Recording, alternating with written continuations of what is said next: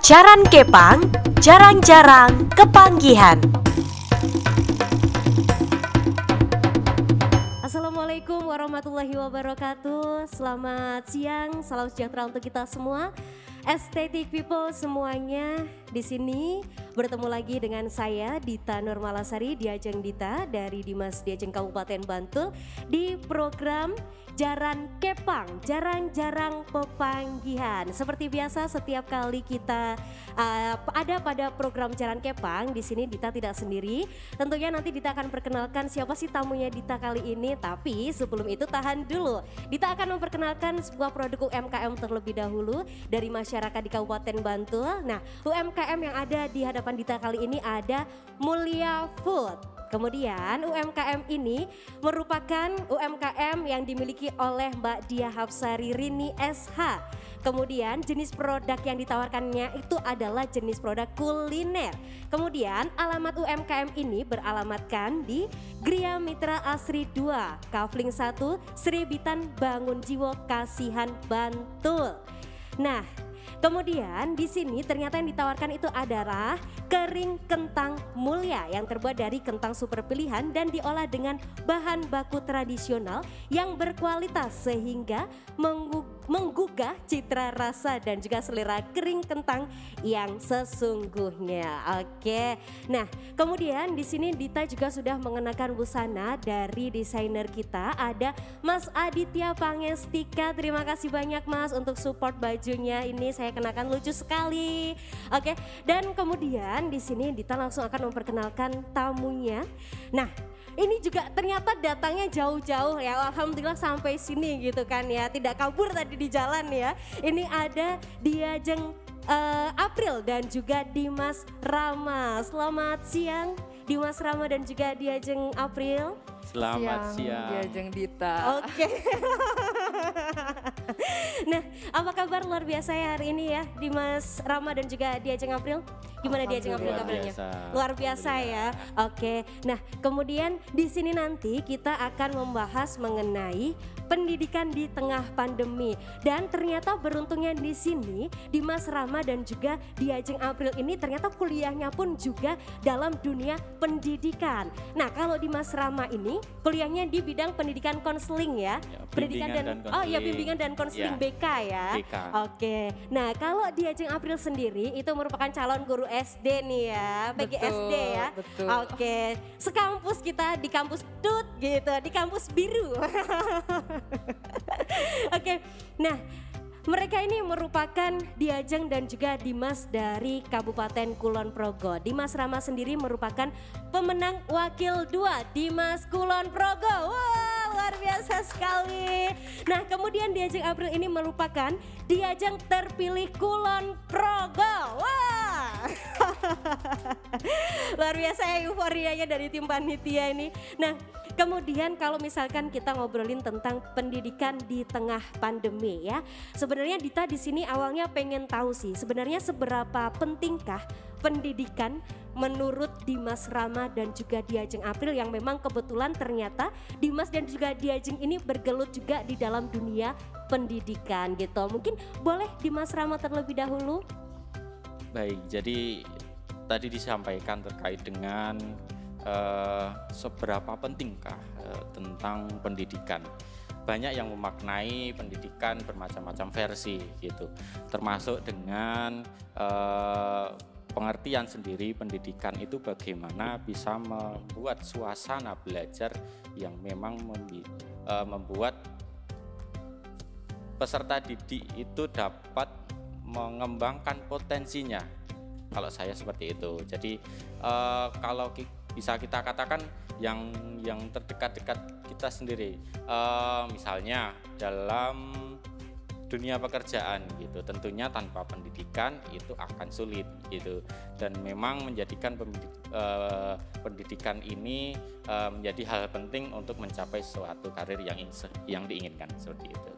Oke, jadi memang ya namanya pendidikan itu penting gitu ya Mas ya, Ya, dan juga penting. itu adalah merupakan kunci, dasaran kunci untuk kita bisa menunjang karir kita seperti itu ya menurut Dimas Rama. Nah Ya, kemudian seperti itu. kalau dari Diajeng April sendiri nih calon guru SD nih ya. Kalau menurut saya pendidikan itu sangatlah penting karena value diri kita itu ditentukan oleh tingginya pendidikan yang kita dapatkan seperti itu ya. Jadi kalau mungkin di bidang saya di pendidikan guru sekolah dasar itu ada 3 sektor pendidikan awal kan. Yang pertama itu ada dari pendidikan keluarga dan ada pendidikan dari sekolah. Sekolah itu ada yang formal dan non formal dan ada yang pendidikan dari masyarakat seperti itu. Dan ketiga sektor pendidikan itu sangatlah menunjang untuk kita. Jadi kita sebagai manusia ya harus memiliki pendidikan yang baik agar kita bisa dihargai oleh orang lain seperti itu menurut saya.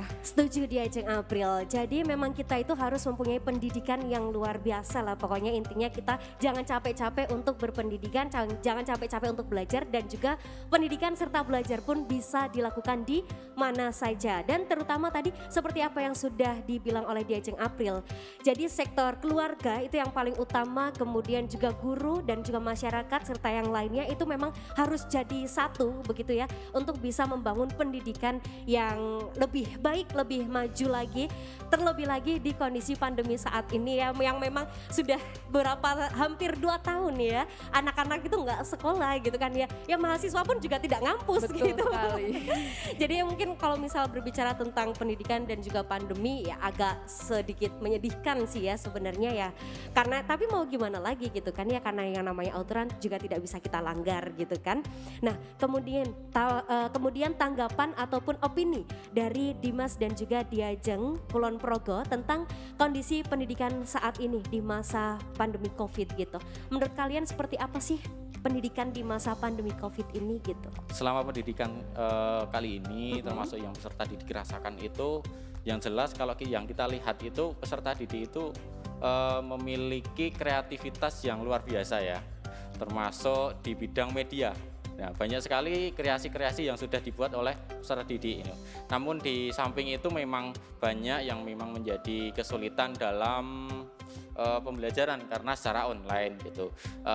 Dan juga dari guru pun saat ini lebih melek terhadap teknologi. Jadi mau tidak mau harus melek karena kalau tidak bisa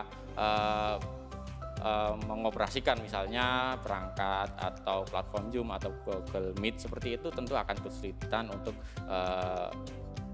melakukan pembelajaran secara online dengan peserta didik seperti itu. Setuju sih, tapi itu mungkin juga merupakan dampak positif juga sebenarnya ya, maksudnya Ya, betul. bukan berarti karena pandemi terus kita juga terkena dampak yang sangat buruk, enggak, karena Iya. nyatanya pun kita juga semuanya malah bisa lebih merasa tertuntut untuk kita bisa bermain teknologi dan juga jangan sampai kita gaptek gak paham teknologi gitu kan Ya, ya. zaman sekarang Pak. Ya.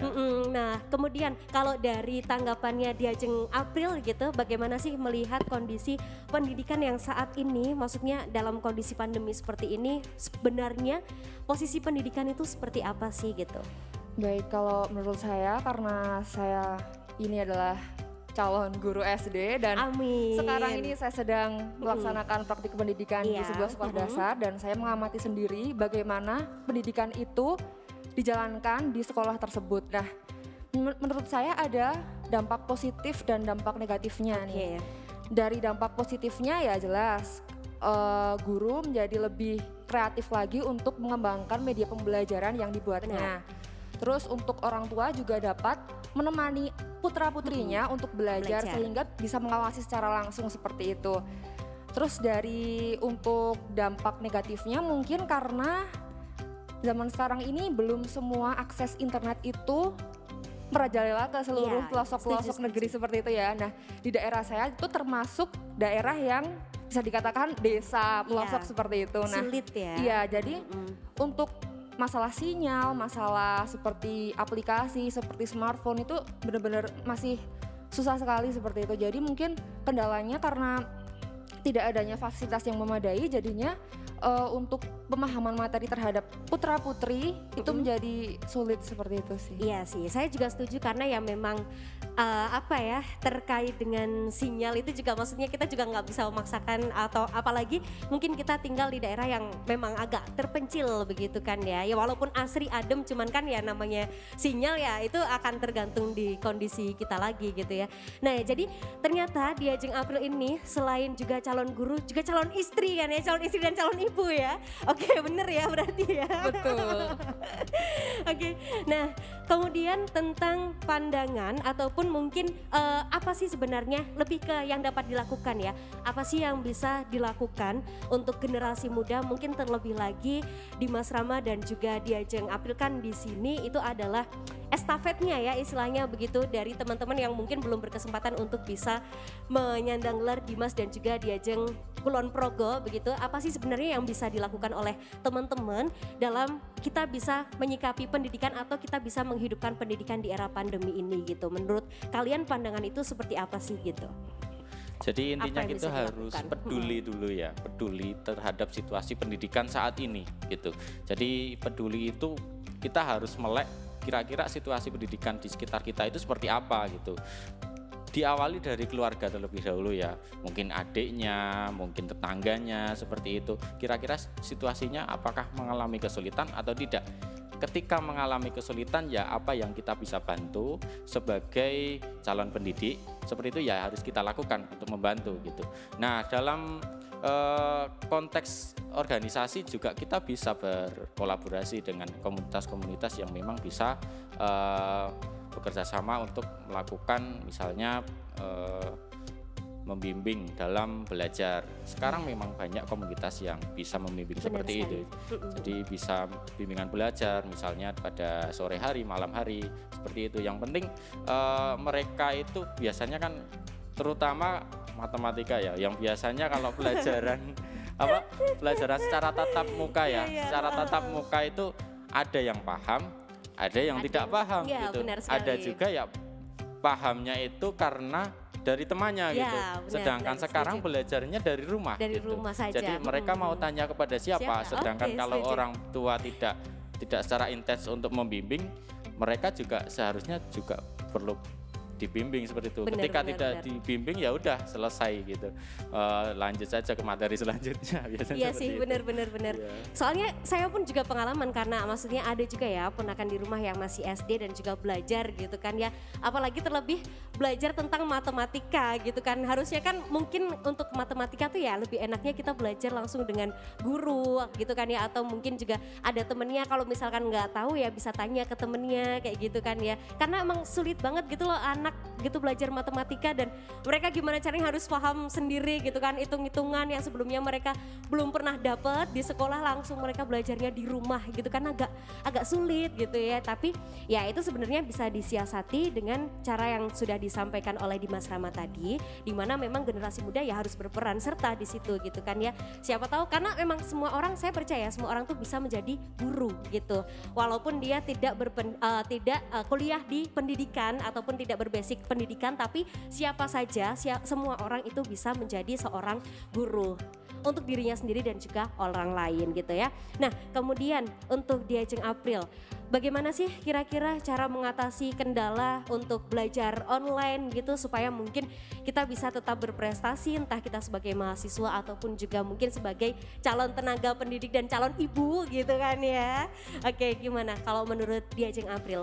Nah mungkin karena di situasi pandemi seperti ini, karena apa ya, kita juga tidak bisa masuk sekolah, tidak bisa ke kampus seperti itu, mungkin bisa mengikuti seperti yang namanya beasiswa. Nah beasiswa di kampus ini kan sangat banyak sekali ya, jadi mungkin kita bisa meng-apply beasiswa tersebut, nanti kan kita juga bisa dapat uang seperti itu ya, dan untuk lebih kita berprestasi juga lebih motivasi diri kita untuk lebih baik lagi. Setelah itu juga ada webinar seperti itu ya.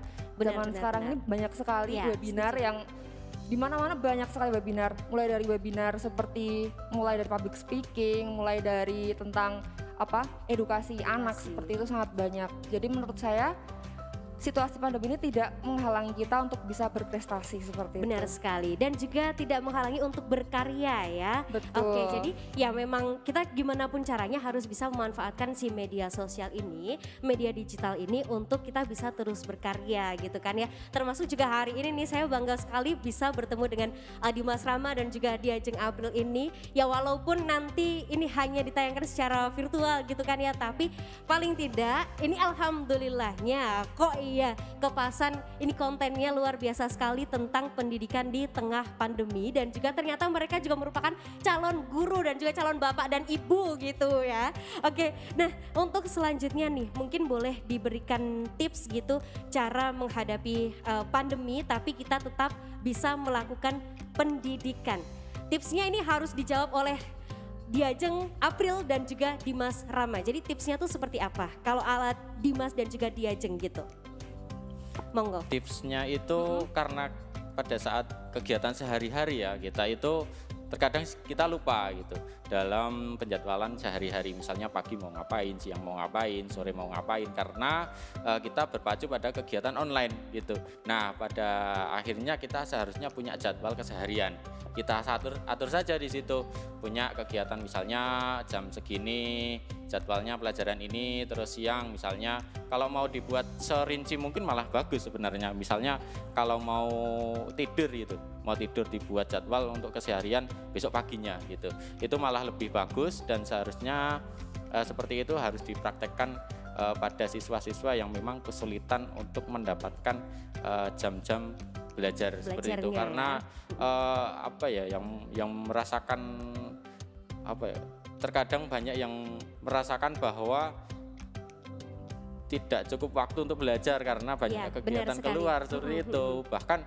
kalau sekarang tadi ya Mbak April tadi menyampaikan terkait webinar itu, webinar sekarang circle-nya untuk nongkrong itu terkadang bawa headset juga. Ya nggak tahu dia itu video call atau mengikuti webinar gitu. Jadi seperti itu yang kita tidak ketahui, karena di era seperti ini dimanapun kita bisa terhubung gitu, dalam forum, seminar, webinar dan sebagainya seperti itu.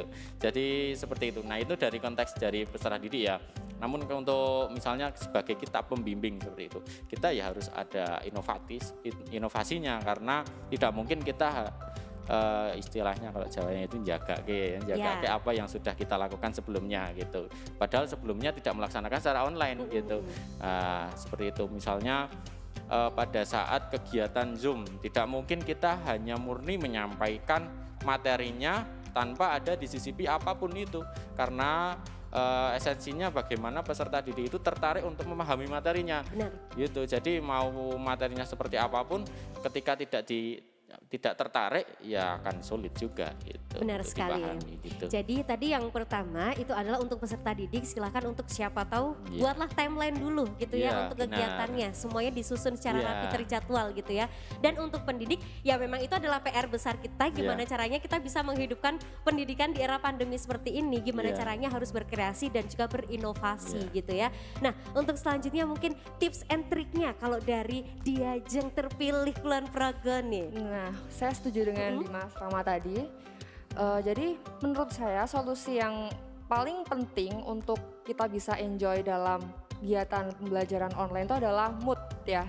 Kita harus menciptakan suasana yang benar-benar kondusif, mood yang baik, dan tentunya lingkungan yang juga mendukung untuk dilakukannya pembelajaran online tersebut. Karena ya zaman sekarang ini kan kalau misal di anak-anak itu ya banyak sekali anak-anak yang mengalami kendala saat dia sedang mau ikut Zoom seperti itu, tapi karena sudah dihampiri oleh teman-temannya untuk bermain, jadinya itu menjadi terhambat seperti itu. Jadi kita harus menyiapkan juga kondisi dan suasana yang benar-benar sesuai untuk kegiatan pembelajaran tersebut. Oke, baik. Jadi ya gimana caranya kita harus bangun suasana yang enjoy dulu ya untuk anak, supaya anak itu nyaman untuk bersedia belajar gitu kan ya, karena tugasnya banyak sekali loh ya di pandemi kayak gini. Oke, baik, saya ucapkan terima kasih banyak untuk Dimas Rama, Wakil 2 Dimas Kulon Progo, dan juga Diajeng April, Diajeng terpilih Kulon Progo, karena sudah menyempatkan waktunya loh ya sampai sini gitu. Tadi perjalanannya lumayan ya, kangenan gitu ya lewat jembatan Progo tadi ya. Oke, udah lumayan sepoi-sepoi, dan saya ucapkan terima kasih banyak. Semoga apapun yang direncanakan, apapun yang sedang dijalani diberikan kemudahan dan juga kelancaran, serta Tuhan senantiasa memberikan kita semua keselamatan dan kita saling mengingatkan protokol kesehatan satu dengan yang lain. Saya ucapkan terima kasih banyak Diajeng April dan juga Dimas Rama. Salam untuk teman-teman Dimas Diajeng Kulon Progo ya. Baru saja kan ya terpilihnya ya 2021 ini ya? 2020. Atau 2020 ya? Oke, Ya. 2020 baik. Terima kasih banyak dan kita masih punya beberapa bintang tamu lagi tentunya. Jadi jangan kemana-mana untuk tetap saksikan program kami Jaran Kepang Jarang-Jarang Pepanggihan. Terima kasih banyak. Jaran Kepang, jarang-jarang kepanggihan.